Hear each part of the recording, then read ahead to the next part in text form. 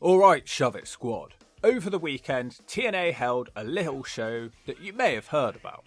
Slammiversary 2024, and it took place in Montreal, Quebec in a sold out arena. This crowd of 4,000 meant it's the highest TNA crowd in a decade.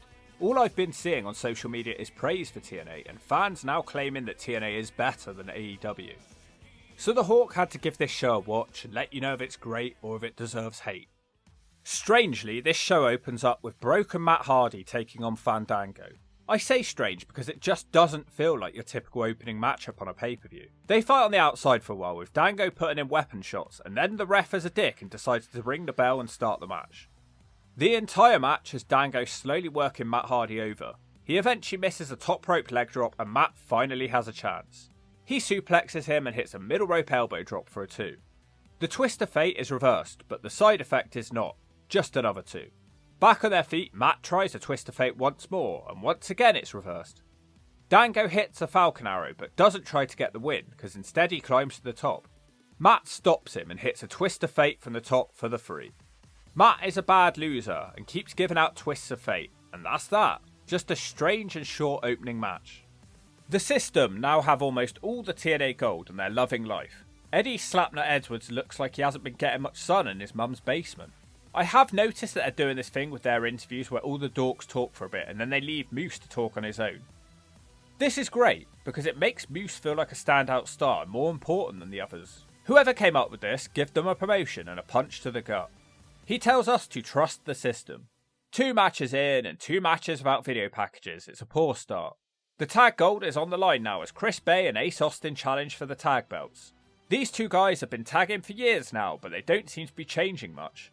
The champions are the System, who now have generic unfitting rap music for some reason.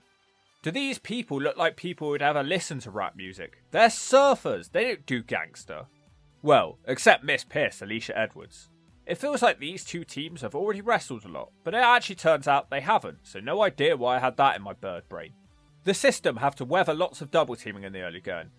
The club clear the ring so Bay can hit a big dive. Miss Pierce keeps interfering. Is this System gimmick actually working? The crowd seem to enjoy hating on them.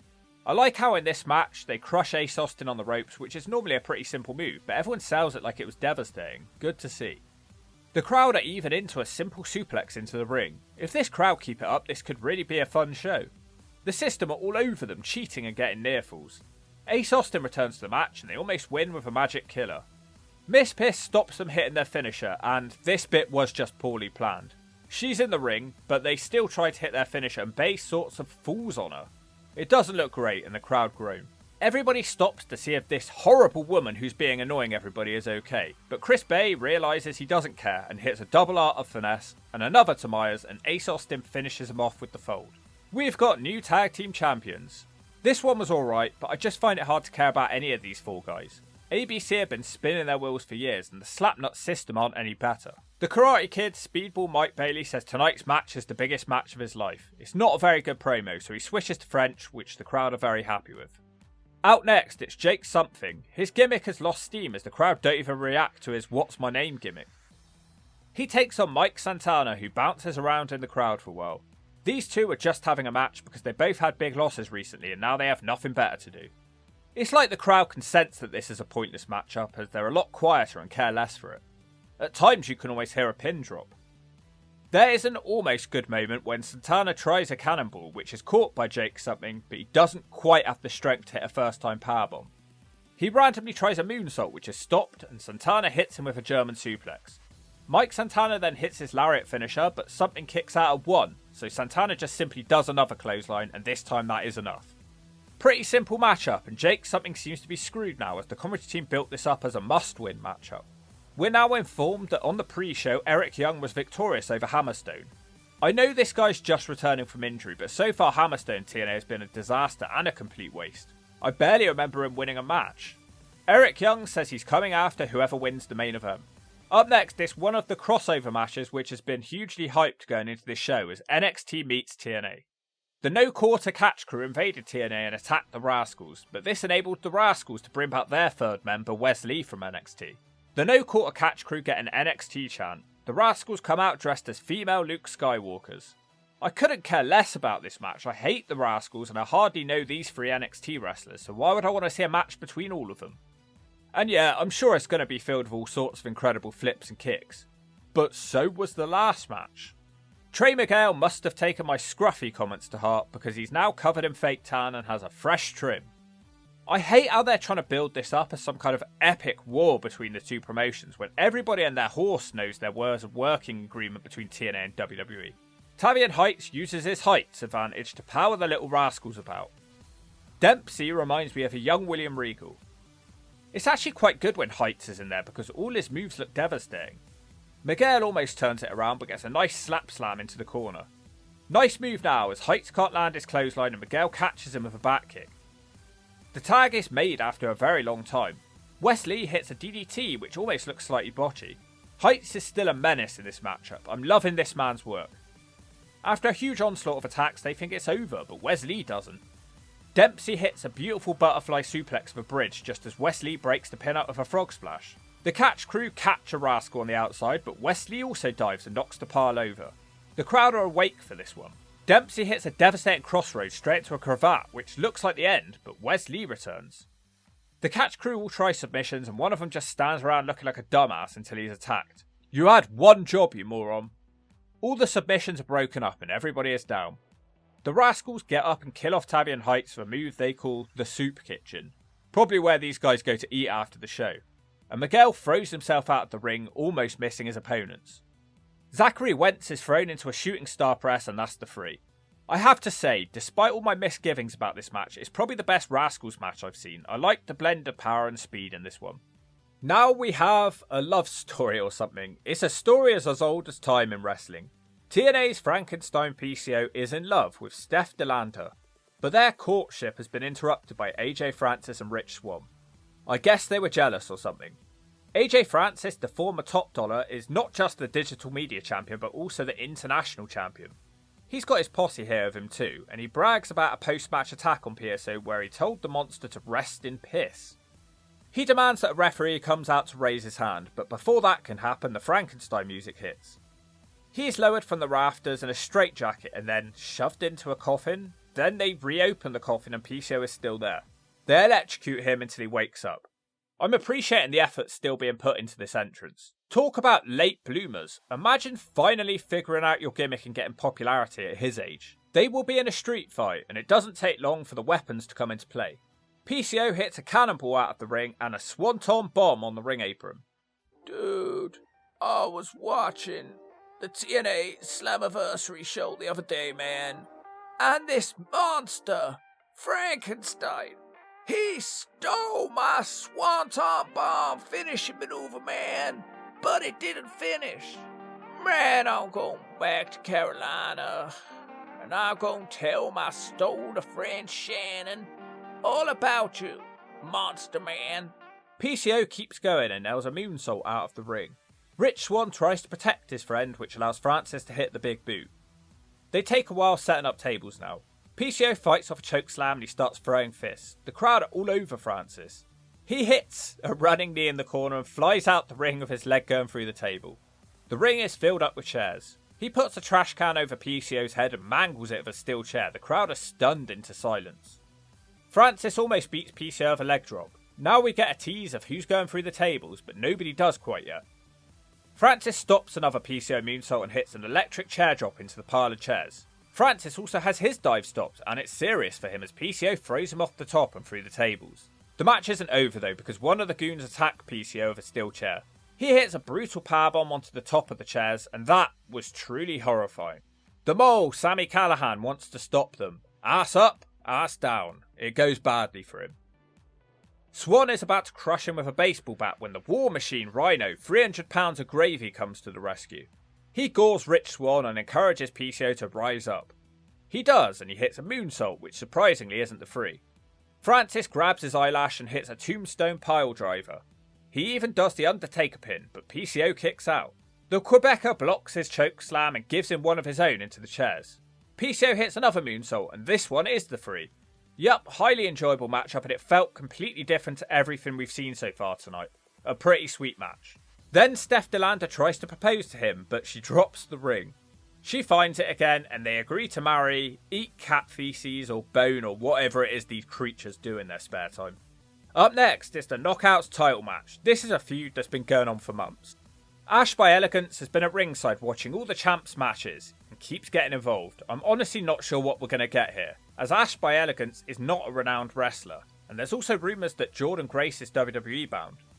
Ash has her own ring announcer to get her heat. I honestly don't know what to expect here because all of Royden's matches are knockout drag-out affairs. Ash tries her best, but she can't match skill with Royden. The ring announcer distracts Grace, and then Rosemary starts walking through the crowd.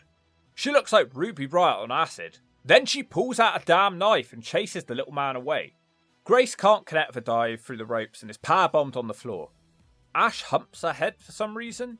Grace seems slightly unsure in this matchup. Despite that, she starts dominating and hits a muscle buster. The needle driver is blocked and Ash hits a tornado DDT for a 2. They fight on the top where eventually Grace hits a middle rope suplex straight into the Roid Rage, which somehow doesn't end the match. It's a surprisingly competitive match. Grace jumps her from behind and pounds her with a bunch of fists. She again looks for her finisher, which is reversed into a cutter, and Ash hits a Canadian Destroyer. Elegance tries to hit a Swanton Bomb to finish her, but Grace gets her knees up. Dude, quit it. Ash once again slips out of a move and nails the neckbreaker. They once again fight on the top rope now, where Ash hits a sliced bread from the top. The closing sequences of this match has a lot of reversals, ending with the needle driver for the 3. A better match than I expected, but nothing to write home about. The X Division title match is next. Mustafa Ali has been the champion pretty much since joining TNA, and he's used his Secret Service men to help him win most of his matches. Speedball Mike Bailey is in his hometown here. His wife is Veda Scott, so there we go. They're doing a good job making Ali look like a star. He's even got his own big boss man. He's also got the pink and black, probably to drag up some memories. It's a fast and frantic start. Bailey hits a diving head scissors to the outside, quickly followed by a moonsault to the outside, which honestly just looks scary and almost repeated the Zima Eye on Jesse Sorensen net break. Bailey is distracted, which allows Ali to dive into a DDT on the outside. Back in the ring, this crowd are all over Ali. He has some pretty unique moves. He misses his 450 and his cutter is countered with a kick. Speedball can't hit his shooting star either, but he can hit a Falcon Arrow. He nails a beautiful top rope shooting star with Ali doing a strange kick out. Ball Speed misses his double knees on the apron and has his head kicked off. A top rope Spanish fly takes out all of the dorks on the outside. The pace picks up again now with lots of nice reversals and pinning attempts. Ali tries to create some space by rushing to the outside, but Bailey moonsaults him. Despite that, he still can't hit his ultimate weapon dive. Ali crushes him with a knee to the back of the noggin. Ali still misses his 450, but he wakes up to kick Bailey off his attempted dive. They both make it back to the ropes where Bailey hits his Poison Rana. He follows that up by finally nailing the ultimate weapon and it's over. Wait, no it's not. It's not over, Ali had his foot on the ropes. They both go back to trading pinfalls. Bailey tries a kick but takes out the ref instead. This is a ref bomb. Ali's goons start swarming the ring. He takes them out of ease, but he's forgotten about Singh, who decks Bailey with a title belt. Ali hits the 450, but still no ref, so Ali hits another one. The old ref is rolled into the ring and gets a 2 count before being dragged out by the big boss man. He unmasks and it's Trent Seven, who's Bailey's little friend. He takes out all the dorks before Ali takes him out with a dive. We've still got no ref here. Then, completely out of the blue, a smug-looking Earl Hebner walks out to loud boos. The crowd chant, "You screwed Brett." Ali puts on a sharpshooter and Earl Hebner considers ringing the bell and he teases the crowd for a while, pretending we're about to see another screw job. But then ultimately Earl decides to turn face and won't screw Bailey. Speedball kicks a chair away which unintentionally takes out Earl Hebner. This isn't supposed to be a ref bump. He's not too badly hurt and Bailey puts on a sharpshooter and Ali taps out and Hebner rings the bell.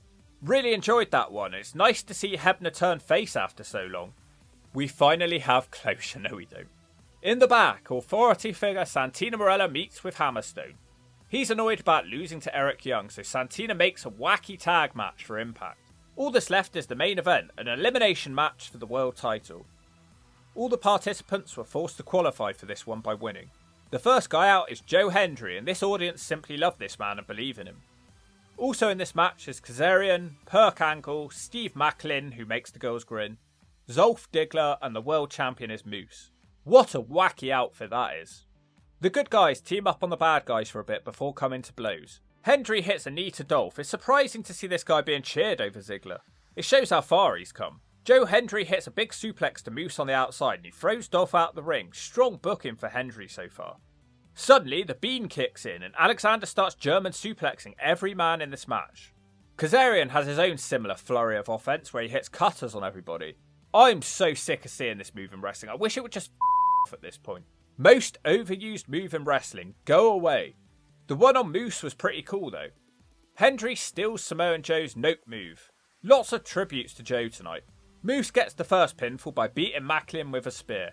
I agree with that elimination. He's probably offering the least out of everybody. The crowd sing goodbye, even though I don't think he was supposed to be a heel. Macklin grits his teeth, dumps in his nappy of anger and flips them all off. Moose refuses to form an alliance with Kazarian and he hits him with a Uranagi. He also powerbombs Joe Hendry and buckle bombs Ziggler. Then he botches and falls when trying to climb the ropes. He recovers though with a suplex and a powerbomb on Alexander. Everybody starts hitting big moves on the outside. Now everybody heads up the ramp and they all tease taking moves off the ramp. In the end, it's Kaz from a Dolph superkick for a conveniently located table. We come back to the ring and nobody has been eliminated for a while. Moose is still menacing everybody with his power game, but he's not in a hurry to pin anybody. Joe Hendry does a funny facial expression as he sneaks up on Moose and hits him with a cutter. Will somebody please ban this move? DDP'll be turning in his grave, and he ain't even dead. Hendry hits the sack of shit on Alexander and Dolph Ziggler, and he punctuates that with one on Moose. Hendry even shows some athleticism by switching out of a powerbomb on Moose with a Hurricanrana. He connects with a standing ovation on Moose, and shockingly, that's the 3. So we're guaranteed a new world champion tonight. I guess Moose might be done with TNA for a bit then. His faction lost almost all the gold tonight too. I guess you can't trust the system. Hendry can't do the same on Alexander, who randomly turns heel and boots him in his nutsack.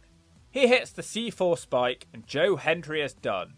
The crowd aren't happy at that one. Alexander gets distracted from the match by pinning down Hendry and beating on him. Sounds like he's jealous that nobody likes Josh Alexander. Perk flips out and smacks out the referee, but Dolph comes to the referee's rescue. He doesn't do much and gets shut down for big backbreaker. He fails to beat Ziggler with a spinning powerbomb and they end up fighting for a very long time. This part of the match is a bit of a drag. I don't even remember seeing Kaz being eliminated. Is he gone or is he recovering from going through the table? Well, I guess not, because just as I wrote that, out of nowhere, Dolph beats Alexander with a super kick and Kaz returns and he hits the fade to black straight away. Ziggler kicks out. Dolph escapes the chicken wing and hits a super kick, but no, Kaz kicks out. Kaz makes it back to his feet and hits a backstabber, which Dolph no-sells and kicks him straight into the zigzag for the 3. Congratulations to Dolph Ziggler, who is the new TNA World Champion. A pretty good matchup, but I'm not sure I agree with Ziggler going over. He's not really set the world alight since joining TNA. We'll have to see what he's got in store for us. So that, my little friends, was Slammiversary. A good in-ring product with some fun matches and some repetitive matches too. I did hope for a bit of a surprise here or there, maybe a TNA legend turning up or a debut or something. That would have really made this show great. I'd say this Slammiversary was slightly above average. I'd give it a solid 7 out of 10. And it was nice to not see Tommy Dreamer soaking up more screen time. The knockouts wasn't as good as usual, that's a rarity. The opener was weird, but I would recommend the hardcore match and the main event. And that's about it, and if you don't agree with that, I'm not Joe Hendry, but I'll show you a smash hit.